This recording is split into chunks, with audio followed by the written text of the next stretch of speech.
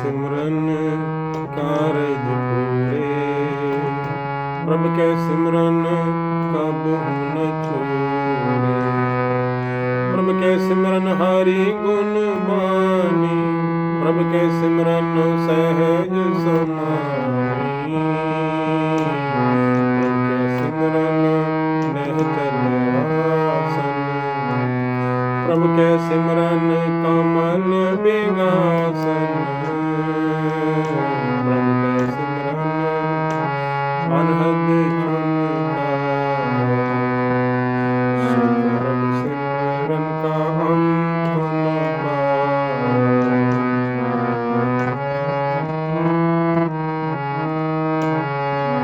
सिमरन से जन जिनका प्रभु मैया, नानक तिन जन सरनी पया। सिमरन से जन जिनका प्रभु मैया, नानक तिन जन सरनी पया। नानक तिन जन सरनी पया।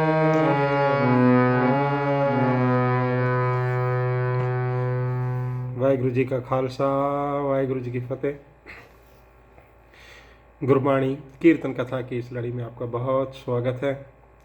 सो प्रभु नाम की महिमा गाते हुए गुरु जी उपदेश करते हैं, प्रभु के सिमरन कारज पूरे, प्रभु के सिमरन कबहू न चूरे। सो जो हमारी आत्मा, असल में जो हमारी आत्मा है ना, इसने बहुत दुख झेला है। ये कैद रही है गर्भ में, योनियों से, बहुत योनियों से, यकायक इंसान की योनि में आत्मा नहीं आ गई है। पहले बहुत निचली जो योनियों से भटकती भटकती भटकती, कष्ट सहती सहती मानव योनि में प्रवेश हुआ है। और इस योनि का भी तभी पूरा होता है उद्देश्य, ये भी तभी सार्थक होती है जब इस योनि में प्रभु से मिलाप हो जाता है और ये भटकना बंद हो जाए, तभी आत्मा का जो है सफ़र पूरा होता है। प्रभु के सिमरन कारज पूरे, जब प्रभु सिमरन हम करते हैं तो आत्मा उस अवस्था में पहुंच जाती है तो उसके सारे कार्य पूरे हो जाते हैं। प्रभु के सिमरन कबहू न चूरे। ये झुरना है ना, ये असल में हम क्या कह सकते हैं इसको, जब चिंता और थोड़ा सा भय और उसी के अंदर थोड़ा सा अहंकार और थोड़ा सा हमें ऐसा लगे कि हम सुरक्षित नहीं हैं, असुरक्षा का भाव, ये सारी चीज़ें मिलके ना जैसे धधकते रहते हैं अंदर। जो जिस तरह से आग होती है ना, आग एक तो आग प्रज्वलित होती है, जब हम देखते हैं कि आग जब एकदम ऊपर से नहीं दिखती तो अंदर से जिसको कोयले धधकते रहते हैं। तो ऐसी जो है तपिश में ही इंसान की उम्र निकल जाती है यदि वो प्रभु नाम से नहीं जुड़ता।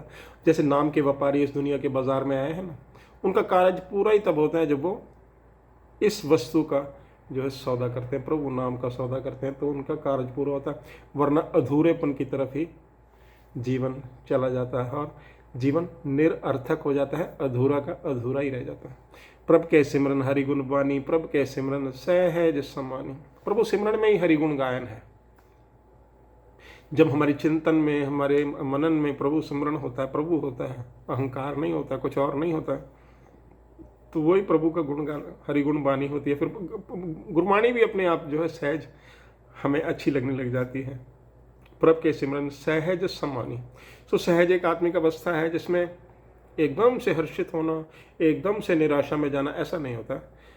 अच्छे बुरे दिन आते हैं लेकिन उसको एक समान भाव से जब हम सहन करते हैं उसको कहते हैं सहज अवस्था। सो प्रभु गुण गायन से हमें सहज अवस्था की प्राप्ति होती है। तो बाबा जी कहते हैं प्रभु के सिमरन नह चलासन, प्रभु के सिमरन कमल बेगासन। सो जो सत्ताधारी लोग हैं इनका आसन स्थिर नहीं है, इनको तो डर ही लगा रहता है कभी इनका सिंहासन डोल जाए या खिसक जाए। लेकिन जो अवस्था प्रभु सिमरन से प्राप्त होती है तो एक निश्चल आसन, एक निश्चल अवस्था, जो न चलने वाली, स्थिर रहने वाली अवस्था प्राप्त होती है।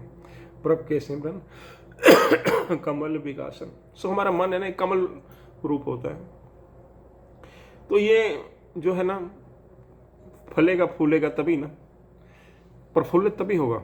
इसका नहीं तो ये झुका ही रहेगा हमेशा। ये इसको जब भी हरि नाम का जल मिलेगा ना, गुरु की कृपा मिलती है, ऐसा जल मिलता है और दिव्य जो रोशनी मिलती है, उसी के प्रकाश से ये जो है ना फलता फूलता है, ये मतलब खिलता है जिसे कहते हैं। नहीं तो ये मुरझाए मुरझाए में ही जो है उम्र हमारी निकल जाती है। प्रभु सिमरन से ये हमारा मन रूपी कमल है जो खिलने लगता है।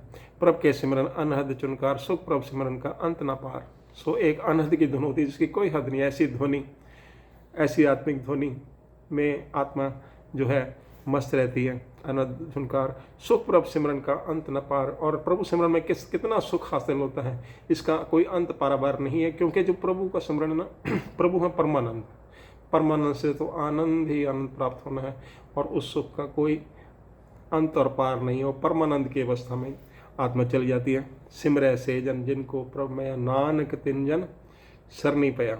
अब वैसे आम जिंदगी में कहते हैं भी कारोबार बहुत चल रहा है, प्रभु की दया है, तो ये काम बड़ा अच्छा चल रहा है, तो इसमें तो प्रभु की दया है। क्या दलदल में धंसना दया हो सकती है? माया में और ज़्यादा दलदल में धंसते जाना, तो ये तो एक बस कहने की बात है।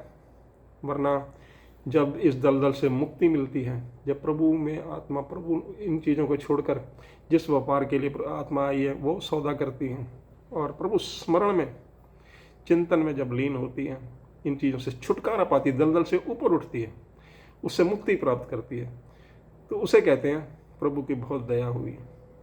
जिस आत्मा को भी दंडित होना है ना, उसको दौलत के चक्रों में या किसी और चक्रों में, और प्रॉपर्टी और क्या क्या चक्र है दुनिया में, उनमें डाल दिया जाता है। प्रभु की खेल है, प्रभु की लीला है।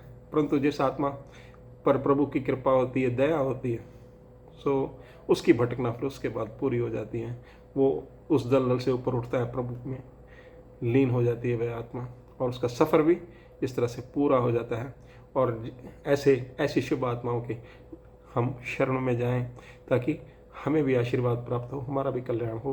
बाबा जी कहते हैं सिमरय से जन जिनको प्रभ मया नानक तिन जन सरनी पे। सो ये थी आज की गुरुवाणी कीर्तन कथा का सार। तो इसी के साथ आज्ञा बख्शें, इतनी सेवा प्रवान करें और आशीर्वाद दें। अरदास करें कि ये कीर्तन लड़ी इसी तरह से चलती रहे। वाहिगुरु जी का खालसा, वाहिगुरु जी की फतेह।